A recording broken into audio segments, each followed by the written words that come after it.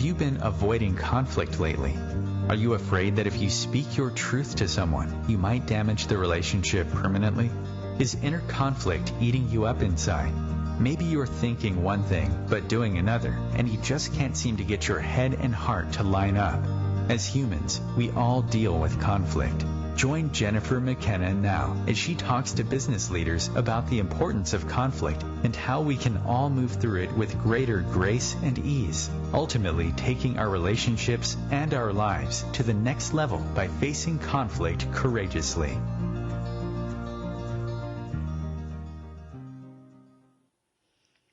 Welcome to this week's episode of Conflict Rising.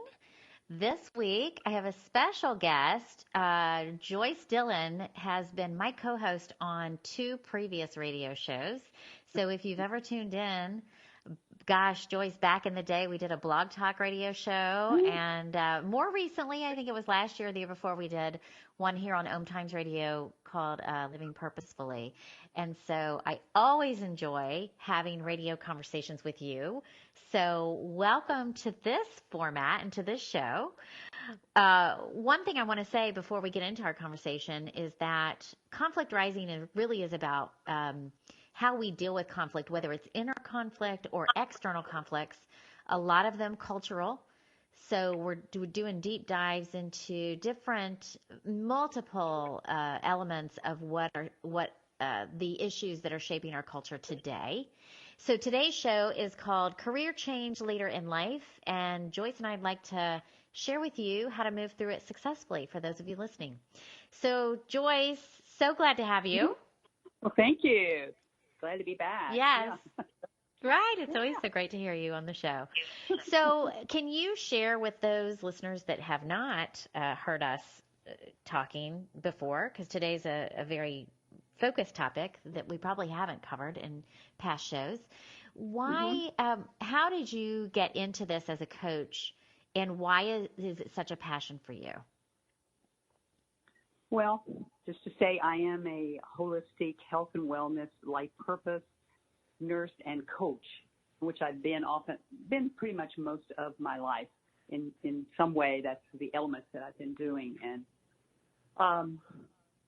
I think part of why I was interested in it as I aged, that I was moving into a different aspect of what I was doing.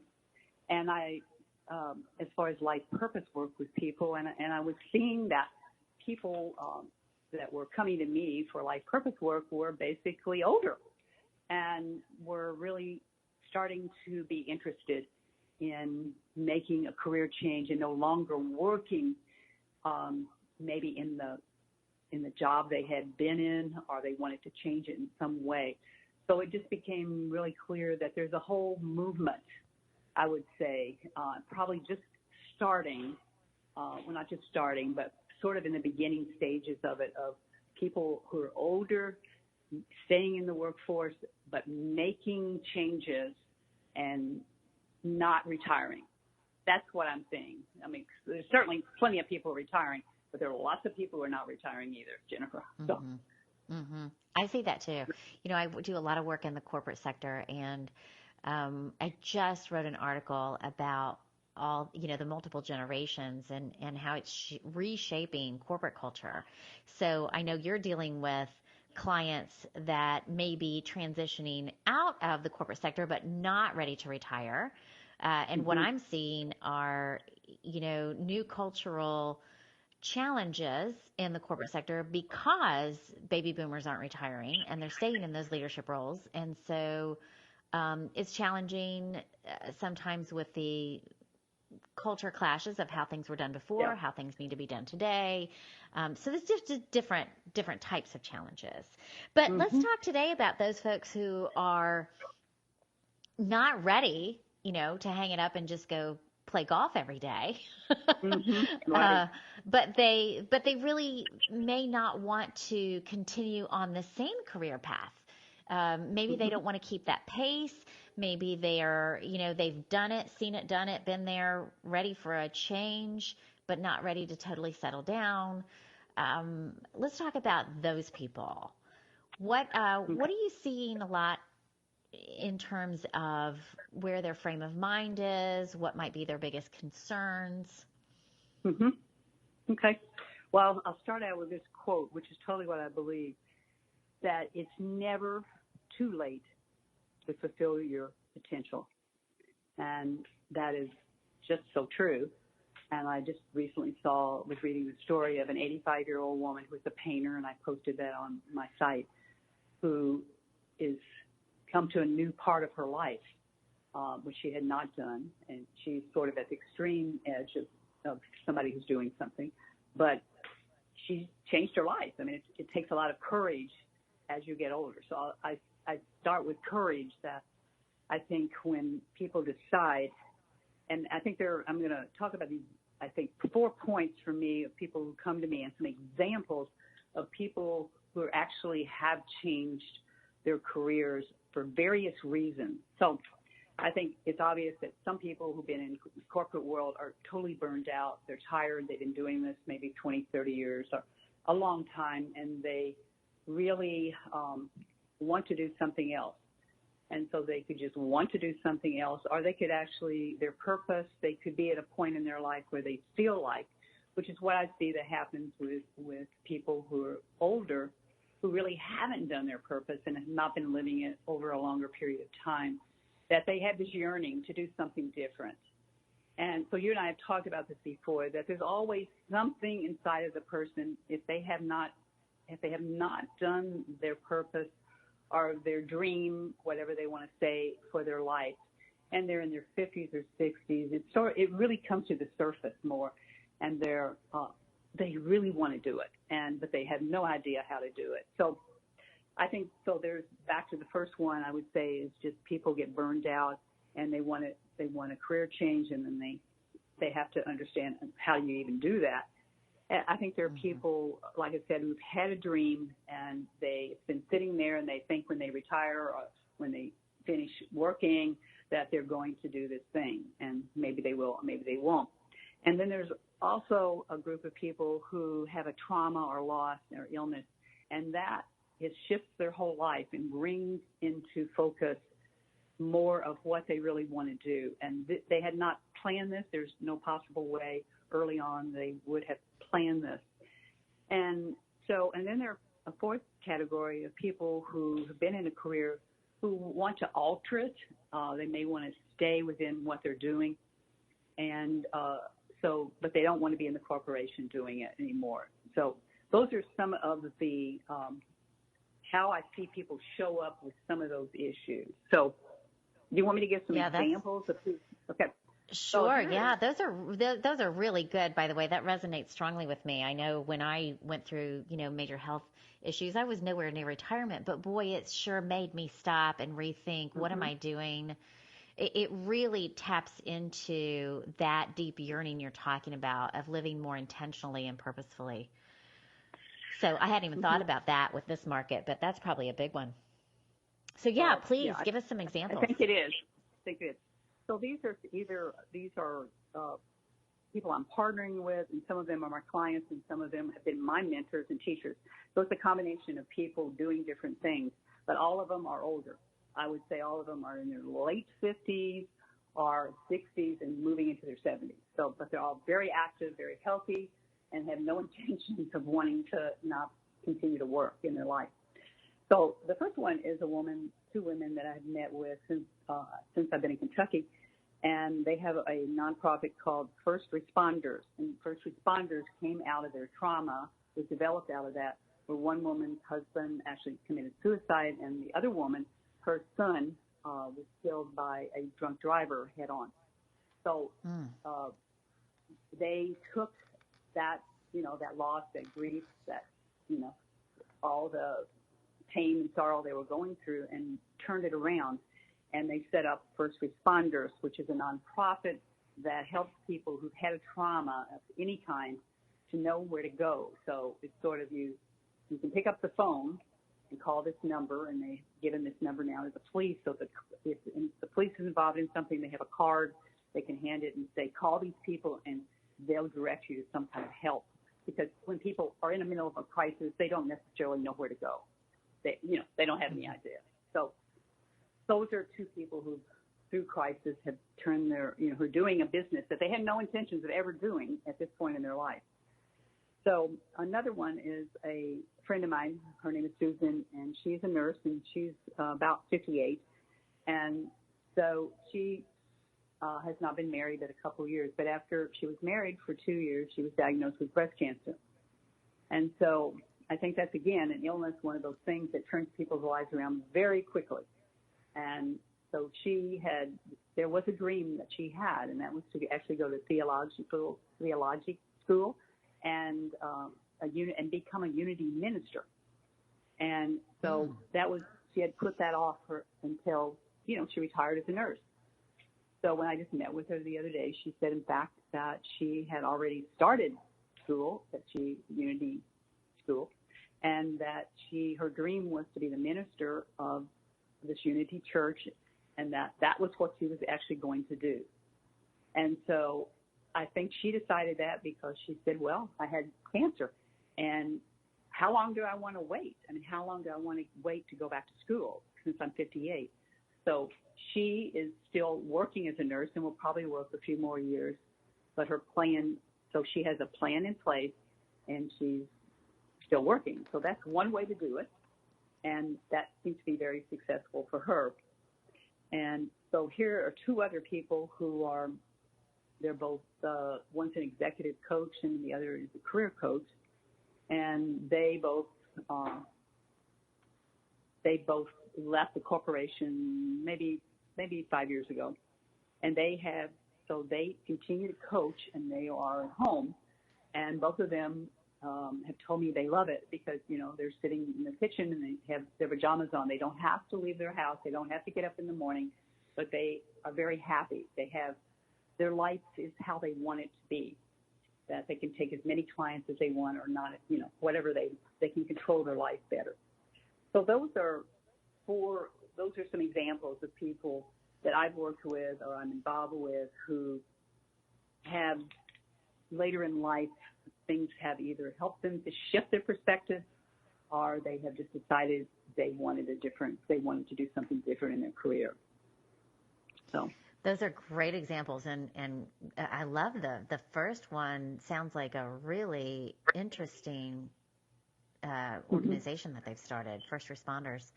So Joyce, you mentioned the courage thing, that it takes courage. And, I think that's one of the interesting things about aging is as we get so savvy at our career because we've been doing it so long, many times you get to a point where you feel like you could do it in your sleep, which is what causes, I think, that feeling of wanting change, right? We as humans don't really do well when we stagnate. We're always evolving, always growing, no matter what stage of life we're in. And I think it must be challenging to go from being so confident and so comfortable in a very well-seasoned career to all of a sudden taking this huge leap of faith and starting something new. So let's talk about that a little bit, the emotional element of this type of transition. What does that look like with your clients, and what are you, helping them work through inside themselves? Mm-hmm. Well, number one, making a career change ranks right up near the top of life's biggest stressors, no matter what age you are. But if you're older, I think it's even more difficult. So, number one, I think if someone's thinking about it, a lot of people think about it for a very long time before they do it. And I think because there are more and more people now who are actually able to do it successfully, and we're seeing them, that the possibility is there. It's not just a dream or just thinking, well, I should have done that when I was younger, but, I'm really too old now. But all in all, I think it takes incredible courage.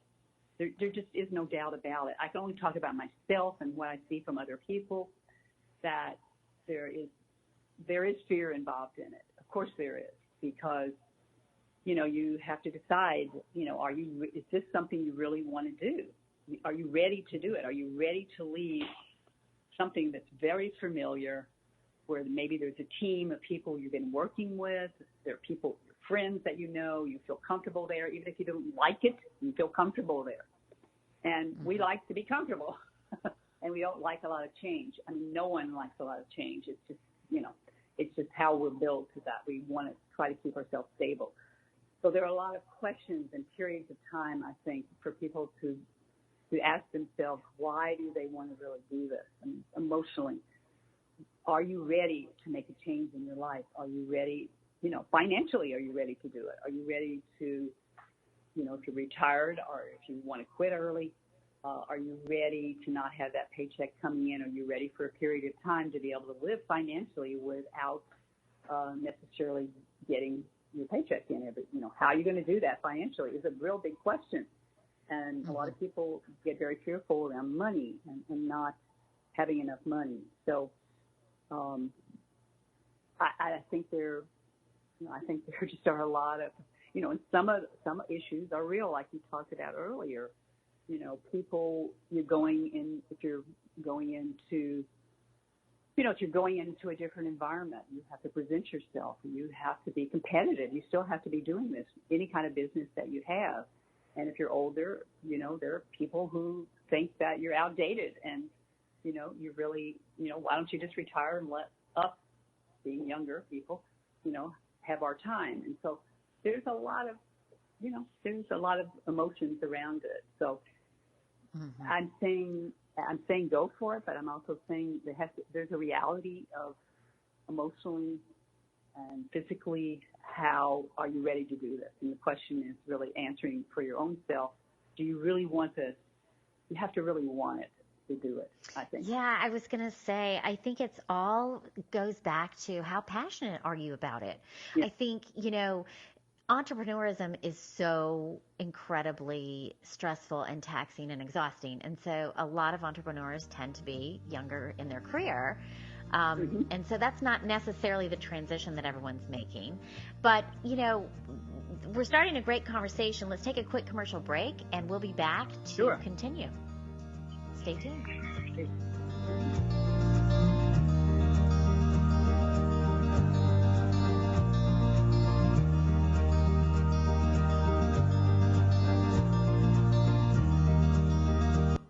Connecting you with the best of the conscious minds in the world. OMTimes Radio. IOM FM. OMTimes magazine is one of the leading online content providers of positivity, wellness, and personal empowerment. A philanthropic organization, their net proceeds are funneled to support worldwide charity initiatives via Humanity Healing International. Through their commitment to creating community and providing conscious content, they aspire to uplift humanity on a global scale. Connect at omtimes.com. OMTimes, creating a more conscious lifestyle. I'm Kathy Williams, host of Sexy Mom Abundant Life radio show on Thursdays at 5 p.m. Eastern, 2 p.m. Pacific. On the show, we explore living abundantly in every area of your life. Ways to let go of limiting patterns and beliefs and to step into the flow of creativity and possibility, knowing you are supported by the universe.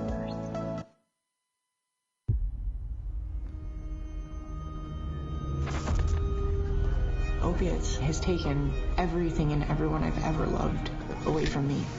Everything. I blew my ankle out and I got prescribed pain pills by my doctor. If making my detox public is going to help somebody, I'm all for it. I just wish I would have had a warning. Opioid dependence can happen after just 5 days. Know the truth, spread the truth. A message from Truth, the Ad Council, and ONDCP.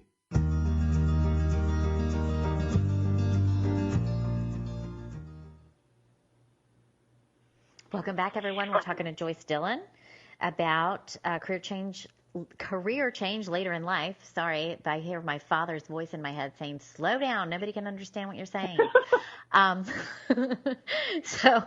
So we were, I was just making the point before we went to a commercial break that a lot of times people, when they feel that surge inside themselves that wanting a change, they automatically associate it with wanting to start their own thing, right? So sort of an entrepreneur mindset. But later in life, when you're making these changes, you may be more emotionally mature and know, and even more mature with your skills to know exactly how to do that. But, that takes a lot of energy. So I'm wondering, how often the thought of starting something may be where the passion begins, and then, how often does it get channeled into actually somebody else is doing something similar, let me plug in?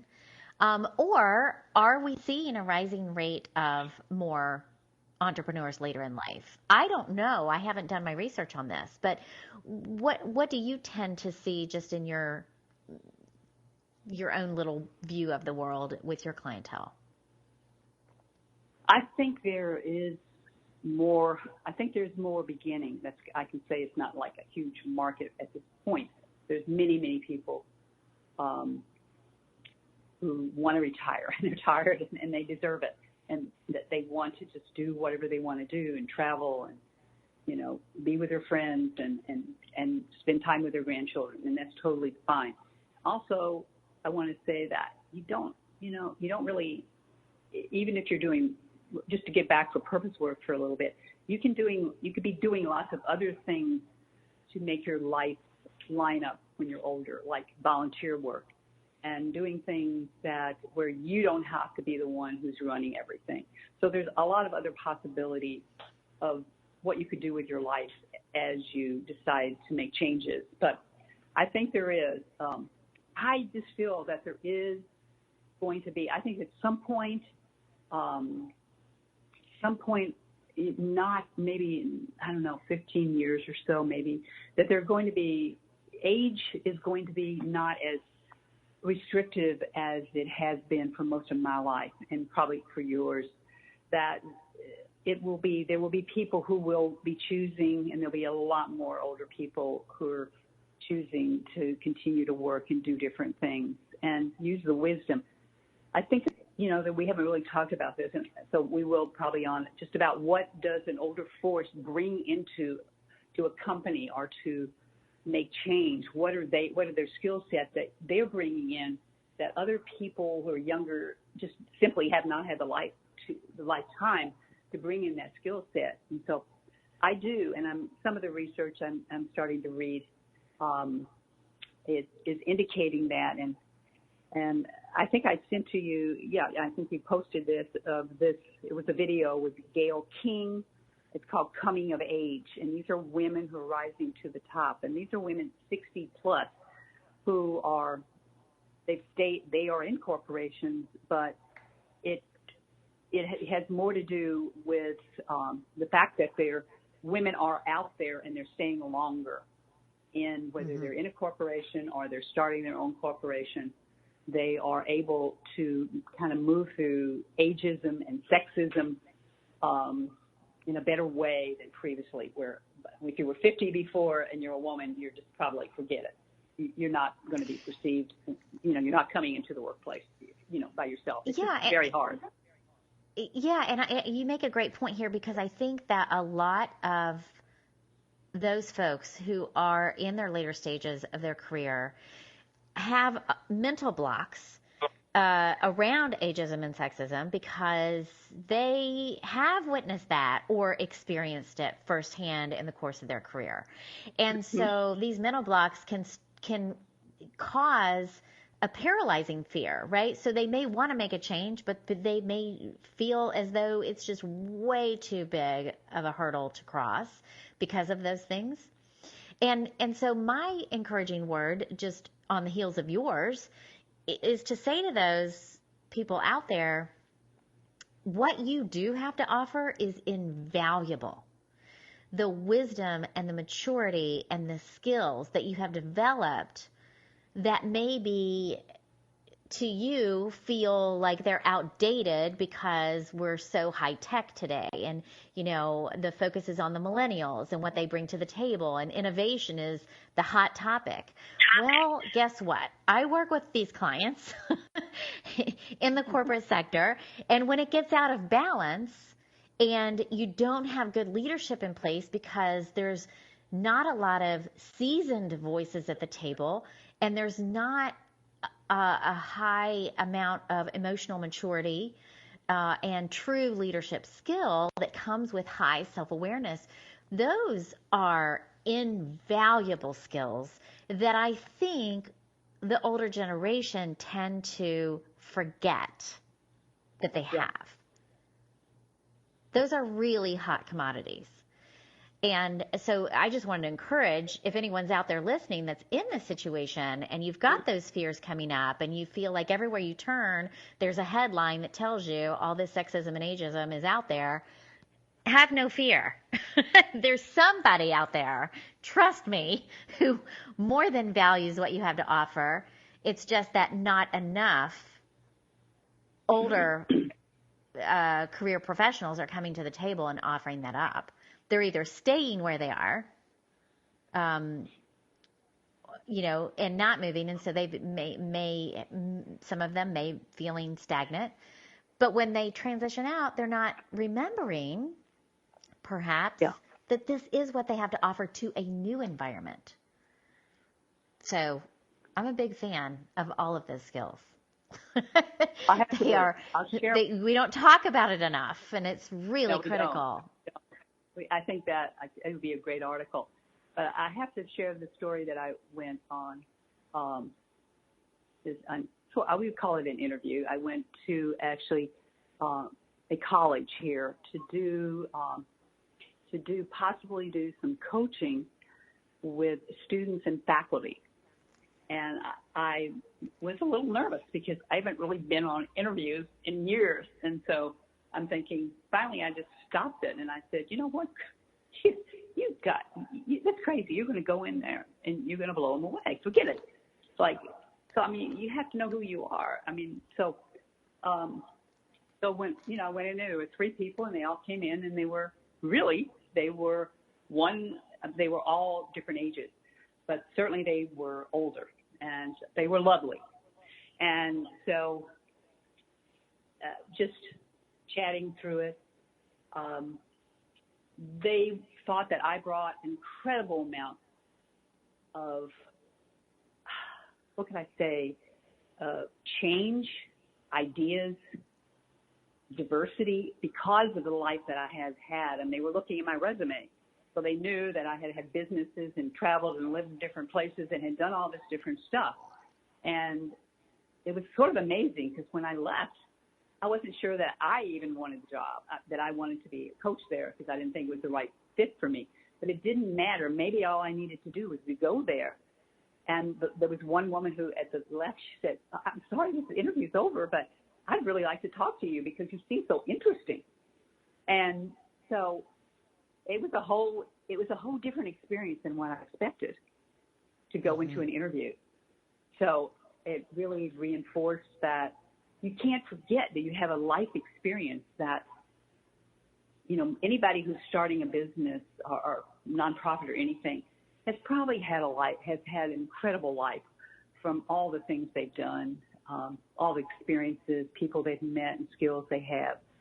So, that's my story about going on an interview and surviving. Yeah, no. But I think that's great. I think it's very relevant. And, you talked earlier about money being an issue. And I think my observation has been that there are a couple of different groups on that. One group that has been very worried about retirement and saving, and maybe they've had a lot of setbacks and challenges, and so they're not in a financial position to retire, but they don't necessarily want to continue doing what they're doing. So money is more of a focus for them as they make the next change. And then I think there's a whole group of seasoned professionals who may be moving out of executive level roles where money isn't an issue, but they're really trying to figure out, what is my next move? I don't know, right? So I do think money plays a role in some of this, because for those that need it, obviously they need to be able to market themselves with the skills that we're talking about, right? Being able to leverage how invaluable some of the non-traditional skills are that you don't necessarily put on a resume. And then the group that, money may not be much of an influencing factor. You talked earlier about volunteerism, maybe starting there. So can we talk about those two markets, right? And break down some tips and tools or insights about how, if there's different groups out there, where would we tell the group to start that money is an issue for them? How heavy would that weigh? Do you have clients like that? Do you see things like that out there? How paralyzing is that fear? How much of that is influencing their decision making? And what would you tell them? Well, I think that is a reality, and trying to figure out, if you stop your job, can you survive for 6 or 7 months while you're getting your business up and running? Can't, and that's a reality. What are you going to do? And it depends on a lot of factors individually. And you're right, there are people out there who have money, and they definitely can, are they're married, and that's their support, so they don't have to worry about it. But I always say there's a way to start this. I mean, it's sort of like the stories I gave of the examples of people, of how they got into it. Not everyone, one of the traditional ways people always started a business is they still worked in a business and started their business part-time. That way you get to test it out. You still put some money out, but you still have a job with income coming in. So that's always a way to do it until you're ready to jump off and actually do it. So that's a safety factor. And for people who are just too terrified to do it, I suggest doing that, because there's nothing wrong with it. There's really, whatever way that somebody feels comfortable in moving out and doing whatever they want to do, doing their dream, is what I support. And I would help them help them with a program to let's do a little at a time and get started and see if this is really what you want. Yeah, I agree with that. And though I don't specialize in career transition, I've been a coach for 17 years. And one of the guiding principles that I use in my coaching program is just, asking your question, of all of my options, which one brings me the most peace? Yeah. So if money becomes such a big fear, then what's the game plan, or to the point that you're making here, how can we look at a transition period where you do have some, whether it's a part-time job or, however you're suggesting to break this down, but to bring in a little bit of income before you're making a huge leap? Because even if your heart says, boy, I want to go for it, if your head is holding you back, the most important thing is that you get your head and heart aligned when you're taking those actions. So you don't have to take a huge leap out of the gate. You can take baby steps and make transition plans and change those plans as you go and grow as you go. But asking the question, what of the options in front of me, which one brings me the most peace?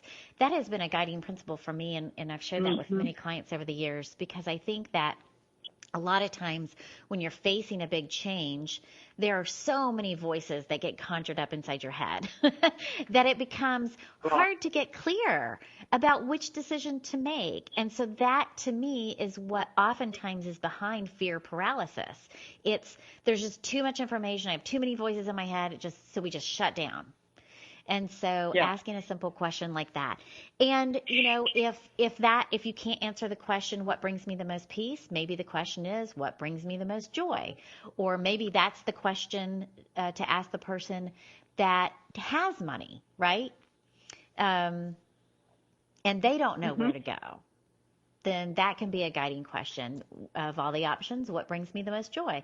I have a big belief that your body won't lie to you, but your mind will. Yep. So you have to be Well, careful with all those voices. How many of them are being conjured up from a place of fear? Whereas your body, if you just get still and you ask yourself certain questions, what would it be like to take this route? What would it be like to take that route? What would it be like to work for this company? What would it be like to volunteer for that organization? If you feel a surge of energy coming through your body at the thought of it, then that's a good sign to head in that direction. If you feel your energy start to dissipate or get depleted at the thought of it, then obviously that's a warning sign. So to me, those are subtle ways to kind of cut through the chaos in your head and get to some clarity. Do you have some suggestions? Yeah. Well, here's another one that I've seen is really big, and it certainly has been in my life, but I see it in so many people when they get really confused about, they just can't seem to make a decision about any of that, that it's really, there may be some work up front that needs to be done, which is really to deal with those emotions and fears and in your head that is going off all the time. It will not let you make any clear decisions. And we all have them, all of those in the psyche, all of those parts that are there. The judger, the protector. When we know that when you start making change in your life, any kind of change, transition, certainly around the career, that things in your life can start changing, and they can sometimes not be. It can be chaotic, and things can start falling apart around that, because it all has to do with what's going on in your head. What are your beliefs? Is there some old wounds there that you don't deserve to have you believe you don't deserve to have a business? So oftentimes, if I have that experience with somebody, they just can't seem to clarify what it is, and they seem to be propelled by fear, that instead of dealing with that a lot, I go into, let's try to clear some of that stuff and then come back and look at what might be, what you may have a different look or a different feel for your business now, or what you want to do. So.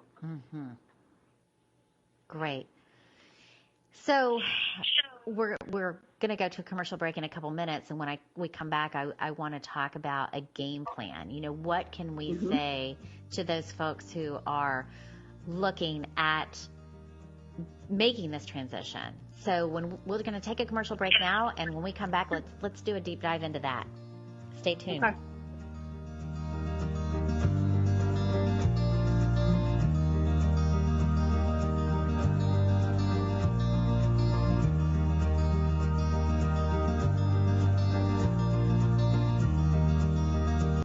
Free your mind with OMTimes Radio, IOM FM. Host your show on IOM FM, the radio network of OMTimes Media, one of the more recognized brand names in the conscious community, and is backed by the extensive marketing reach of OMTimes. Hosting a show on IOM FM immediately connects you with our extensive dedicated community. Hello, I'm Sandy Sedgbeer, host of OMTimes Magazine's flagship radio show, What is Going On? My passion is sifting through information, research, and innovations from new thought teachers, speakers, and researchers pushing back the boundaries of what we know about life, energy, metaphysics, and the universe. I love shifting perceptions about who we are, why we're here, and how quickly impossible becomes normal when we open our minds, expand our awareness, and accept that the only limits that exist are those we place upon ourselves. So if you're the kind of forward-thinking, eager investigator of what lies beyond the current reality that most perceive, why not make a date to come play with me in the field of possibilities at 4 p.m. Pacific Time, 7 p.m. Eastern Time every Thursday, and together we can discover what's really going on. Imagine being fired because of who you love. Imagine being denied medical treatment because of who you marry. Imagine being evicted because of who you are. Millions of Americans don't have to imagine this. They have to live it. Because in 31 states, it's legal to discriminate against LGBT people. Get the facts at beyondido.org. Brought to you by the Gill Foundation and the Ad Council.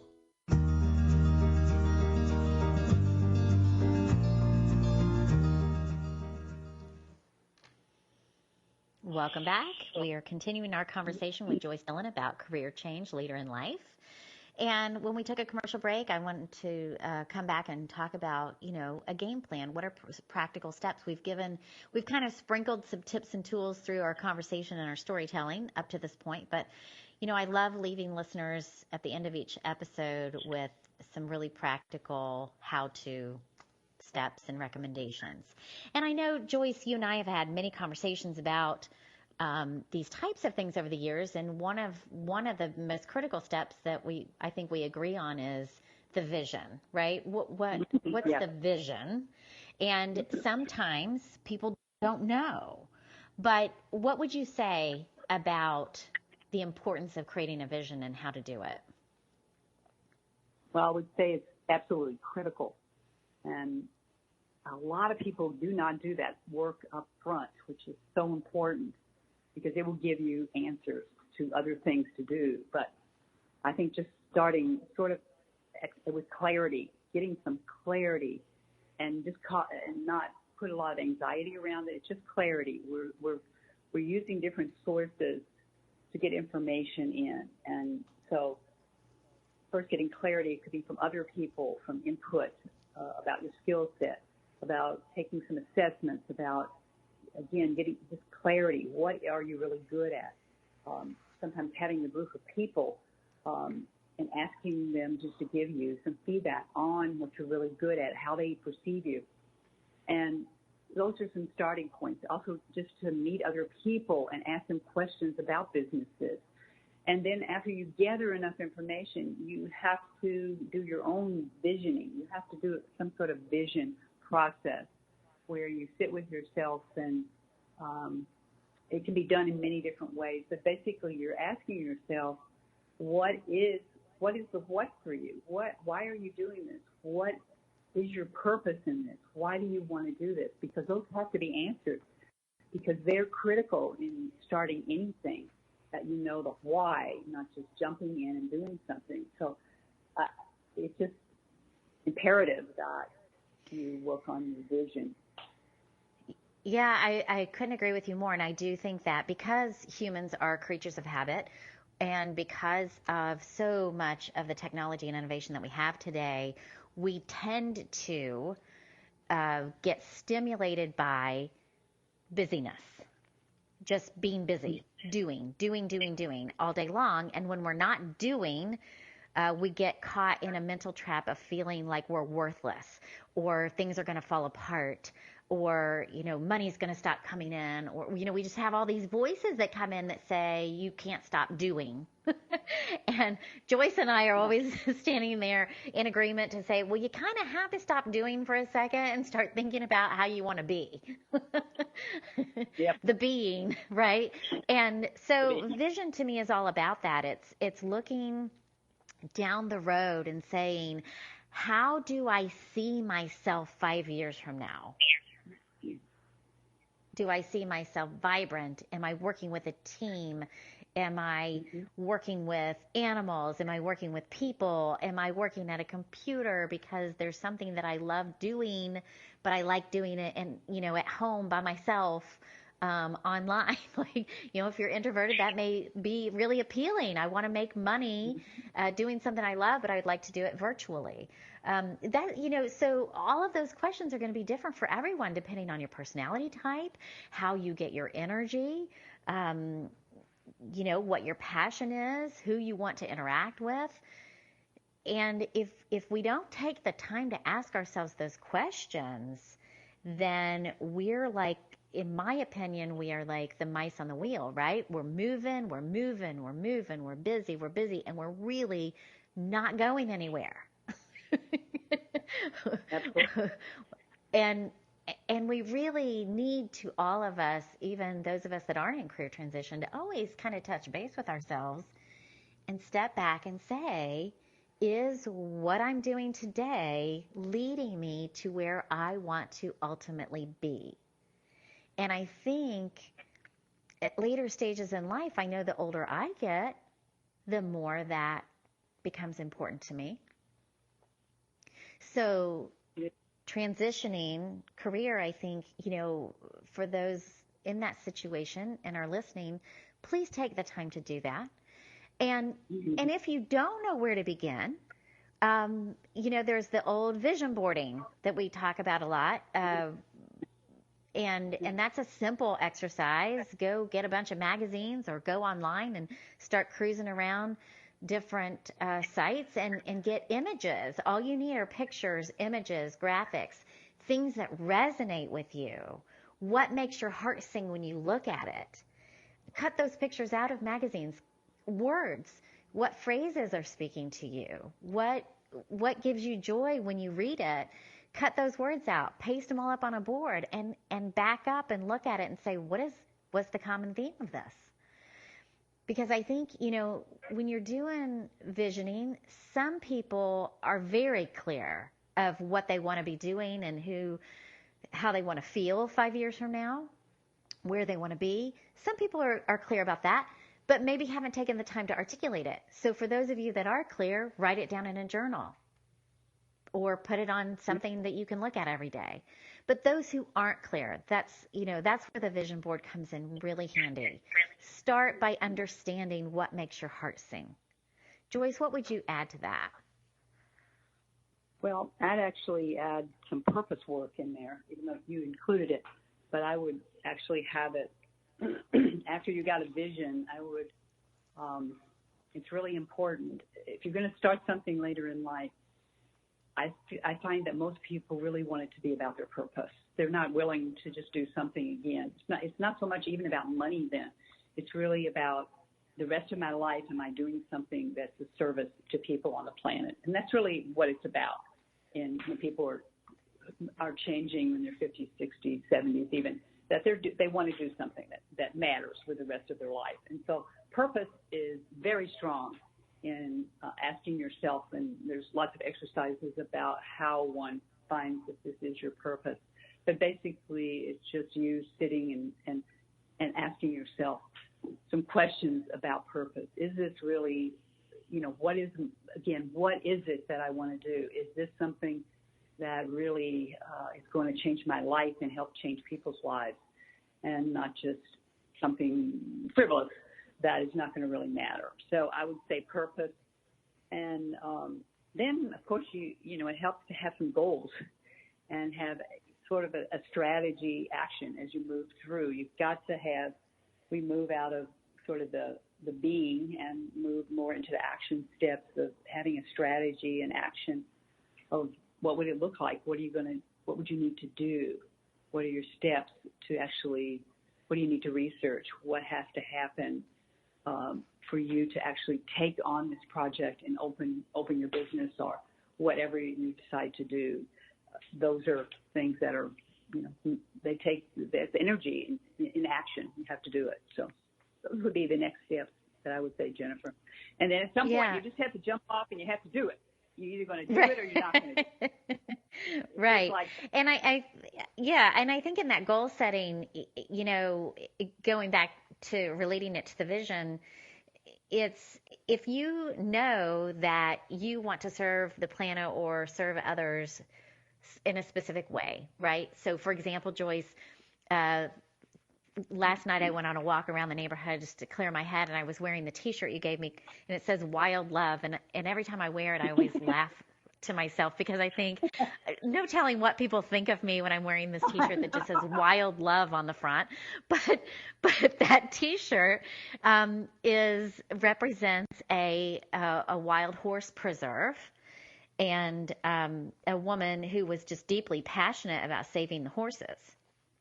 And so, if you're a person like that and specifically what is calling you, but you don't know where to go to channel that or to put your skills to use toward that point of service, get to Joyce's point, the strategy that you put together may just include doing research first, right? Your game plan may not fully form until you do the research. Find out who's doing that's out there.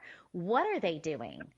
Have you call them up and set up an information interview, find out more about them. And as you start to chisel away and learn more, it helps to dissipate the fear. You gain courage because you gain more excitement. You start to rule out some options. You may rule in some options you hadn't thought of. But, I'm just using that as an example of what you said, Joyce, where setting the goals and the strategy is equally as important as just getting out there and doing it. And I think that some of that happens simultaneously, right? Because in the research, you start to shape your goals. You start to get more information and move out of any fear paralysis you may be having. Mm-hmm. Yeah. And I know from my mother, you brought up the purpose thing. She's in her 70s, and my father passed away last Thanksgiving. And, this is what she keeps saying. She's been his caretaker for the last 24 years. And she just keeps saying to me, I'm looking for my purpose. I'm looking for my purpose. Mm. She's got it. Wow. She needs a reason to re-energize herself and get out of bed. Yeah. And so that speaks directly to what you were talking about is purpose is huge right now. It is. With all the cultural conflicts going on, I do think there's a huge rise in everyone feeling compelled to do something truly meaningful. It is, and purpose, I'm just so happy that purpose has risen up like this because it's always been there, but it's really important, and there's lots of research being done on purpose right now. And actually, for well-being, life purpose is one of the most critical factors of your health. That if you're not living your purpose, it really impacts your overall health. And I've talked about the blue zone before, these regions all over the world where people are really healthy. They live to be 100. They're still very physical. And the center of their model for living is life purpose in the middle of their model. It is key. So I think we've just never really known how important it is to live your purpose no matter what you're doing. But certainly if you're starting a new business, it has to be part of the mix. Without it, it really leaves out a lot. So. Yeah, and I tend to think that purpose also, when we feel a sense of purpose or deeper meaning, we become more courageous, right? We exercise more faith over fear. We allow that passion kind of naturally starts to percolate. And so I do think, Joyce, you've touched on something really crucial in this conversation, which is, I had asked everyone earlier to ask the question, what brings me the most peace when we're thinking about an immediate transition plan, but the ultimate transition plan really, I think that is a key question. What is my purpose? And I think it brings it all full circle too. It's sort of like the chicken or the egg. If you don't know, it still goes back to what energizes you, what makes your heart sing when you think about it. How do you want to serve? Who do you want to serve? Where does your heart just jump out of your skin when you hear a story, or jump out of your chest? When you hear a certain story about a certain group of people or a certain group of animals, like those are hints. Those are things that are conjuring your soul to say, hey, check that out. Yeah, so, absolutely. I know we're going to be wrapping up shortly. So what would your last bit of advice be for this group of folks who are really eager to make a change at this stage? Well, my advice is always about, I totally believe people are to live what they want to do and live the life they want to live. We only have so long on this planet. And I just think there's so many things people can do that if you just open yourself up and do some simple work that you can do way before you jump off, that there is something out there that will hit your heart and will be your purpose. There just has to be, because I believe that everyone has a purpose. And so if you haven't found it, like we'll go back to what I said, you're never too old. You're never too late, or you're never too old to fulfill your potential and your life dream. It just isn't possible in my mind. So I just say, do what you want to do. Just do your life while you have an opportunity. You don't want to leave the planet with a dream inside of you. You don't want to do that. It's very important, right, to do what you want to do. Right.